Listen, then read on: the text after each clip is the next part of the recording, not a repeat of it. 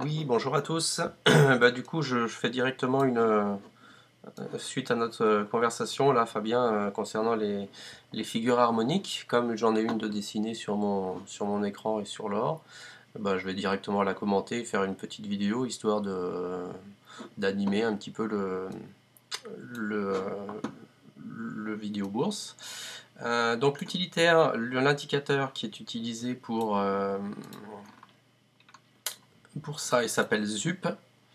Donc cet indicateur, en fait, ça va aller chercher sur toutes les points fractales, va aller chercher le dessin éventuel d'une figure harmonique, et quand il va la trouver, il va la dessiner avec ici une zone qui va être en fait la zone d'achat, tout simplement, enfin la zone de prise de, de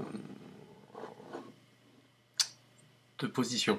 Donc l'indicateur, je vous le posterai ou je le mettrai en lien sur mon site, comme ça chacun pourra le télécharger, il s'appelle ZUP. Donc voilà, en fait là il y en a une sur le M30 sur la devise entre l'or et le dollar. Donc en fait comment est-ce qu'elle se lie? En fait le premier point qui est ici est le point de départ qui est le X. Ensuite on va avoir le point A, puis le point B, puis le point C, puis le point D, et à partir de ce point D, on va avoir la possibilité de trader. Donc là, c'est un trade qui va se passer à la vente. Donc en fait, à chaque fois, il faut commencer à lire c'est une sorte de papillon ou de chauve-souris, un petit peu comme on veut. Il va le dessiner, il va le fabriquer automatiquement. Et en fait, donc on a le premier point qui est le point de départ qui est le point X, on a le point A, le point B, le point C, et quand le point D est affiché, il nous affiche ce petit carré rouge qui est la zone, notre zone de décision. Donc c'est ce que j'ai fait tout à l'heure. Et donc en fait, j'avais placé mon stop en haut de cette zone de prise de décision. J'ai attendu la fin de la bougie et j'ai pris la position à ce moment-là. Voilà, donc les objectifs ce qui est intéressant en fait dans ce type de trading, c'est que les stops finalement sont assez près par rapport et les objectifs sont assez loin. Donc on a un ratio souvent qui est de 3 ou 4, voire 5. Donc là, si j'avais vraiment laissé mes stops au plus près, j'aurais mon stop qui devrait être ici. Donc à tac tac.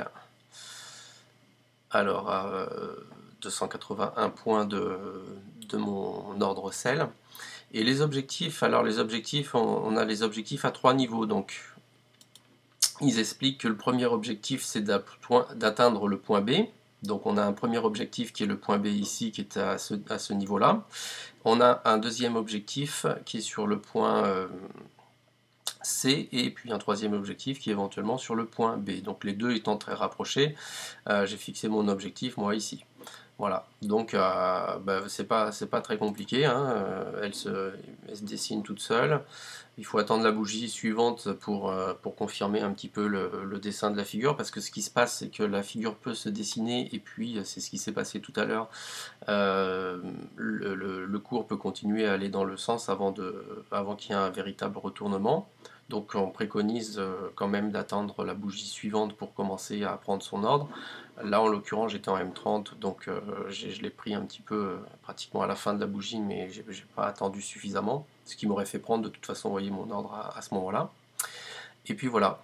Donc c'est intéressant parce que si on le prend sur une échelle encore un petit peu plus grande, je vais vous en montrer une autre qui est sur l'euro-dollar. C'est une figure harmonique qui est maintenant épuisée entre guillemets, dans le sens où on a pratiquement où elle a pratiquement fait son travail.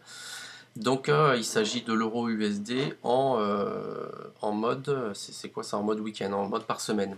Donc là la figure harmonique, elle a vraiment, on la voit parce qu'elle est presque terminée, on va dire.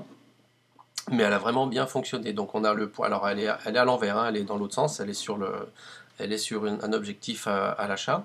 Le point X qui est ici. On a le point A, le point B, le point C, et à partir du point D, on a notre signal en l'occurrence ici d'achat.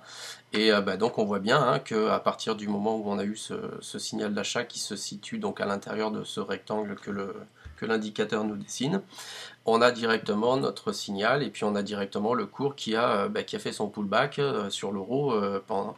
Donc ça a duré du 22 juillet jusqu'au point le plus haut, ou même jusqu'à encore maintenant, jusqu'à aujourd'hui quoi en fait.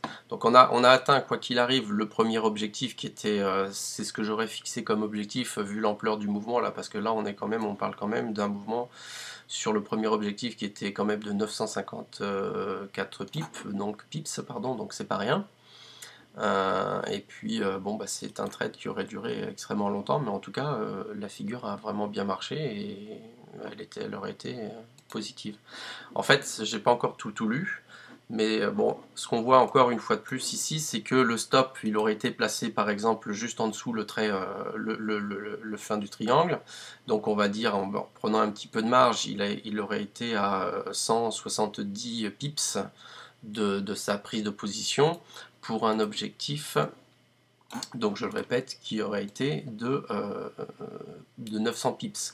Donc le ratio est vraiment très très intéressant. Là on avait un ratio de presque 1 pour 9. Donc voilà, donc non seulement la figure se réalise plus que la moyenne, plus que de 50%, hein. Je n'ai pas encore trouvé tous les chiffres qui correspondent à ça, mais en tout cas ça se réalise à plus de 50%, mais, et qui plus est, en plus, on a toujours un ratio qui est toujours de l'ordre au minimum du 1 pour 4 ou 1 pour 5. Donc finalement c'est une façon de trader qui me paraît, moi, sur le long terme, très intéressante.